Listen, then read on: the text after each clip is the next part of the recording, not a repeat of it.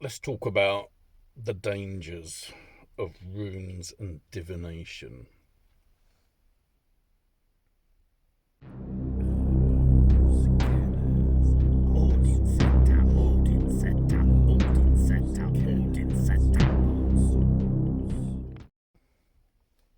Now, the Greenlandic Lay of Atli gives us some samples of some things not to do with runes, really, in my honest opinion. And it's one of the things that drew me to doing a reading of the first 20 verses, and so I can talk about it. Because when it comes to the runes, most of our guiding principles are here within the Poetic Edda. Now, if we go back to the Havamal, obviously Odin, his advice is there to be used. Nothing is more telling, really, than verse 144. Do you know how to carve? Do you know how to interpret? Do you know how to colour? Do you know how to question? Do you know how to ask? Do you know how to sacrifice? Do you know how to dispatch? Do you know how to slaughter? These are the telling questions you need to be asking yourself when you work with the runes. And we have in the Greenlandic Lay of Atli what can happen if you do not take precaution. There's also a conversation about messing with destiny, messing with the Norns. I mean, really, there's that sort of, if your fate is predetermined by the Norns, do you want to know that fate? And then if you do know your fate, how do you react to it? Do you try to change it, or do you accept it? Do you really need to know your fate? This is a whole question to be asked about divination, really. However, what we have here is, and we've got to take into consideration as well, this isn't the modern world where we can just contact someone straight away. This is a time when, there isn't any real sort of gauge of distance travelled, but we have the carver of the runes trusting in people to deliver the runes she carves somewhere else over time, a passage of time, and for, people not to be people. And what I mean by that is it's interesting and something you can observe, that people can't help themselves from trolling. We've got it as a modern term when really it's an ancient term that's come back into fashion. I mean, I would advise you to perhaps look up Rune Guidance of the North, and fellow YouTuber who deals specifically with trolldom. And when you start looking into even like Ivor's big song Trollabundin, spellbound is the translation for that. To troll is to spell, to cast spells. People can't help themselves from doing this. In general, a lot of people can't just do what they've been asked or let someone's work go away untouched. They have to meddle. Sometimes people do it because they think it's funny.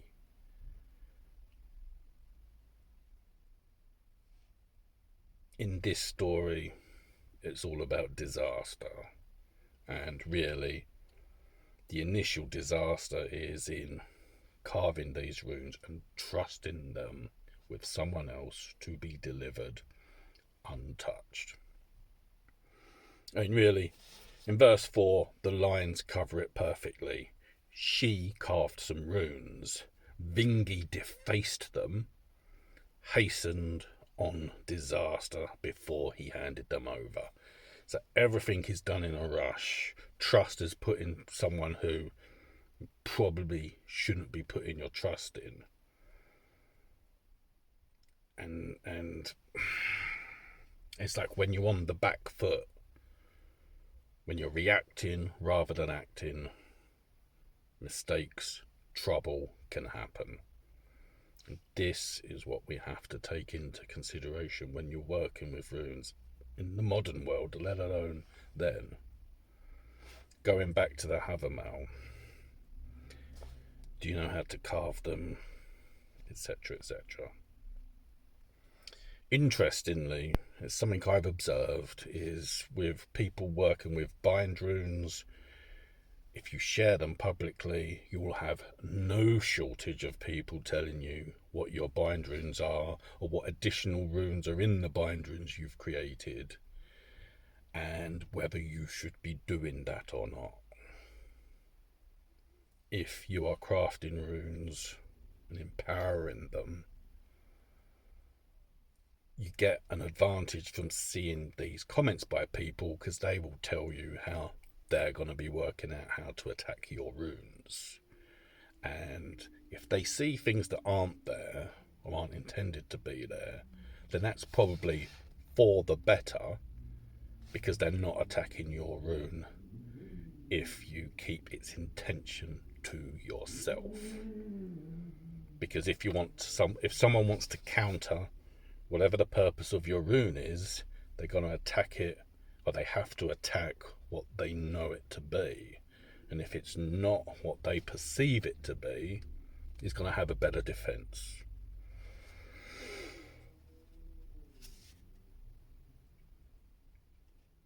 Really, the lesson to be learnt from this passage is to guard your work and to only ensure it goes with people you trust. Messing with runes has its consequences. It's interesting, really, that what we get later with the dreams and the divination and the prophecy brings us around to, do you mess with fate? There's two things I observe in this and in practice. The first thing is, as I feel particularly keenly that how men tap into or use power is perhaps considerably different to how women do. I think there's a whole justified reason that there's savour and it's woman's magic. What I have observed myself is there are times when I've been in the company of women and sort of talking about things like spirits or power, and they can pick up things that I don't necessarily do. And it's probably the same vice versa, that I will pick up things that, some women won't. I'm not making a sexist statement. That's not my intention. It's more a case of, I think we observe things differently. There's just something in a male frequency and a female frequency or aspects of power that just operate on a different pitch or something. When we've got things like power where, we have different talents. Some people can do healing, some people do, other things. It's not for everyone, or someone who might have power might not be able to do healing so well, where some other people can do it with fantastic ability. It's just life. It's just the way it is. And you can train and practice, and you can improve. But there's always going to be some people that are just gifted with it, whereas others have to work hard for it. There's no right or wrong in that. What we have here is, almost like a classic sort of dynamic between the woman and the husband. The woman has her dreams of prophecy going, you probably shouldn't be doing this. I've got a bad feeling. I had these omens. And then you've got probably a traditional male response like, okay, I've heard you, but I'm still going to do that thing. I can take it on the chin. It'll be all right. It's just a dream.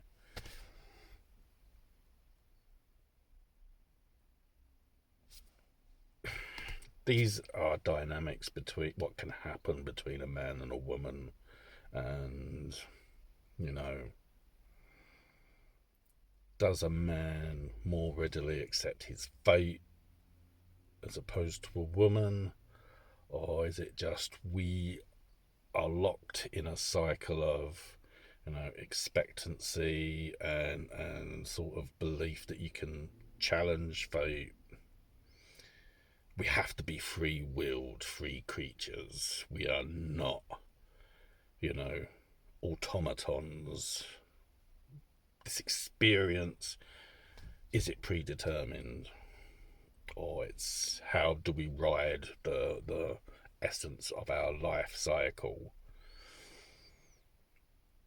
facing the challenges until we reach that point in destiny where our thread in the tapestry is cut.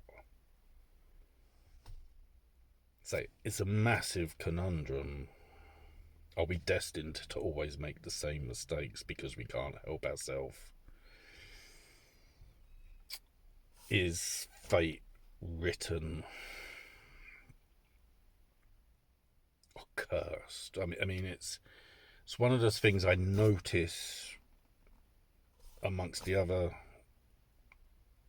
poems in the Poetic Edda, is it seems to be people can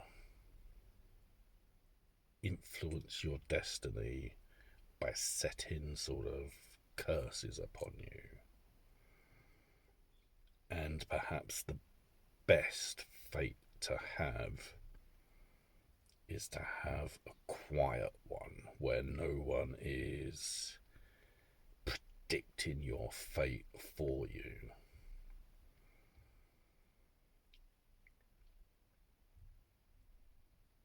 It's one of those things that's interesting in Lokasenna when we get to Freya talking about Frigg and how she sort of doesn't talk about a lot of things. Yes, what we then have is generally not a lot known about Frigg, other than she keeps her own counsel. So we're left wondering, and yet by her silence or closed counsel, whatever her fate is at Ragnarok, it's not covered other than, she has this second great sorrow when Odin is devoured by Fenris. Obviously, Odin is aware of what his fate is. Does he accept that? I don't think he does. But I think he's tied to, he has to be devoured by Fenris. Does he cheat that? I have opinions on that. Until I see a translation that says Fenris devours Odin and kills him with those specific words, it's still just sort of an assumption that Odin is dead because he's been devoured by Fenris. But Odin is the most cunning of the Aesir, in my opinion. everything within the Poetic Edda. As I've said before, by the time we get to Lokasenna, everything that is exposed by Loki or accused of by Loki, it's almost like Odin already knows all this. So that it's with some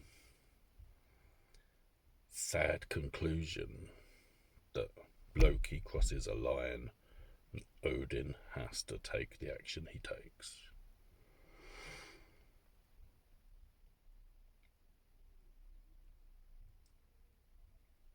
It's always going to be your own decision if you want to know what your fate is. And you can probably use the runes for that. And there's a lot of still thought to be put into this. However, it's not something I feel I would recommend or would like to do for anyone. When I have practiced with runes and done things for other people, I don't regret any of these things that I've done, because I've done them with good intent and seen it from start to finish, and it's in the hands of the people it's meant for. Is there an element of risk with that? Yeah, I think there probably is. I accept that risk. I'm hopefully confident that I'm practicing enough with caution that how the things are intended will not come back at me.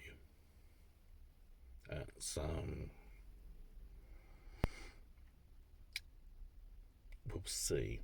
That's all a part of my journey and my choices.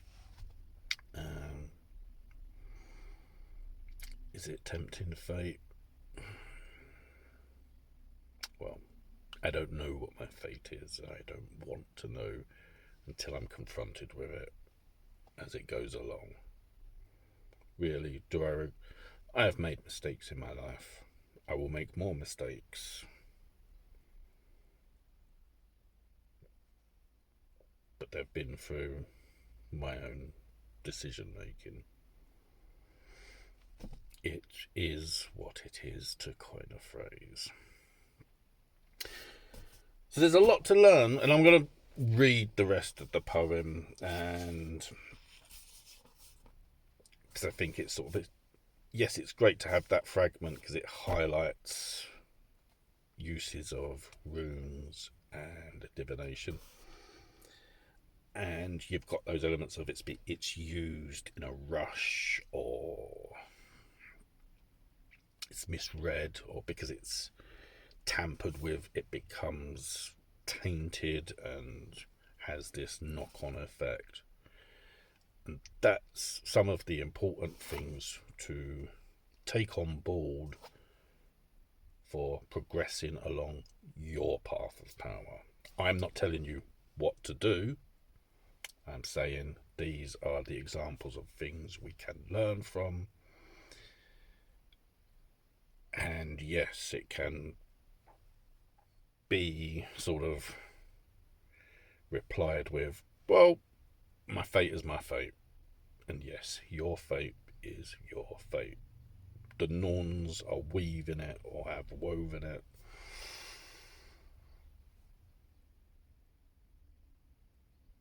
Don't mess with the Norns. I think that's probably the key. It's not for us to challenge. I think I'll leave it there. I've waffled enough. So if you've listened to this, thank you. Maybe you agree, maybe you disagree. That's okay. I'll see you soon. Goodbye.